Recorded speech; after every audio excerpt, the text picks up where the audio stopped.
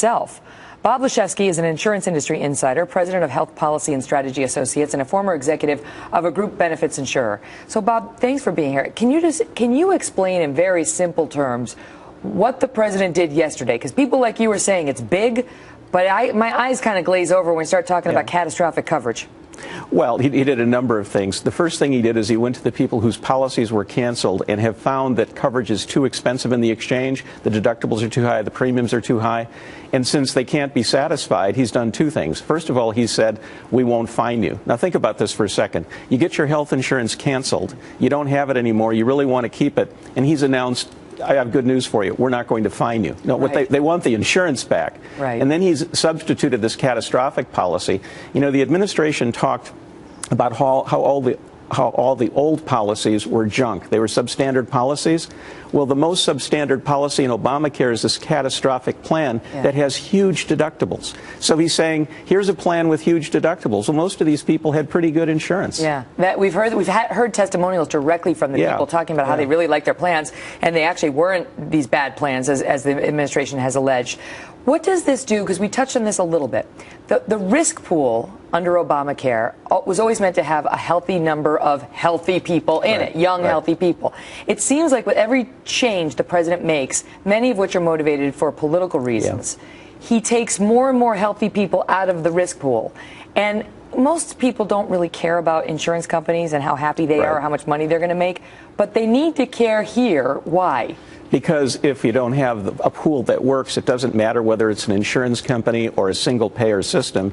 It's not going to work for you. The costs are going to skyrocket. The premiums are going to start to go up for everybody who's for the actually getting consumer. insurance. That's exactly right. It doesn't matter who's running it. You don't have to like the insurance company or not like the insurance company.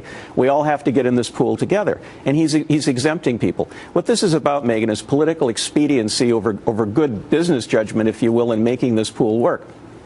They've got this political problem, so what they do is they say, okay, you don't have to be in the pool anymore.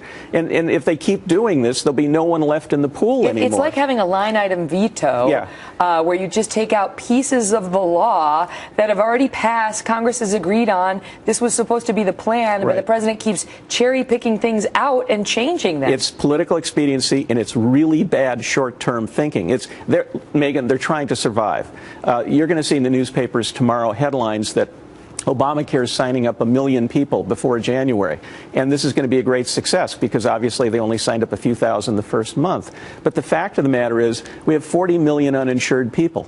If they put 2 million in Medicaid and the exchanges, that's 5% of the population. If they sign up 1 million people in the exchanges, we've got at least 20 million uninsured and eligible for the exchanges. That's 5%. Why aren't they signing up? And then you've got all the cancel policies. Why aren't they signing up? I think what's happening is they're getting into the exchanges. They're finding that the premiums for middle class and working class people are about 10% of after-tax income. That is a real hit to somebody's budget.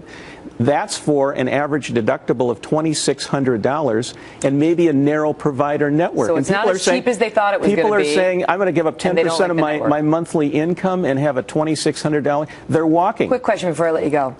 Are the insurance companies starting to regret cutting this deal? Because they jumped into this willingly. Well, in for a penny, in for a pound. The problem with the insurance industry is this is the only health plan that was on the table.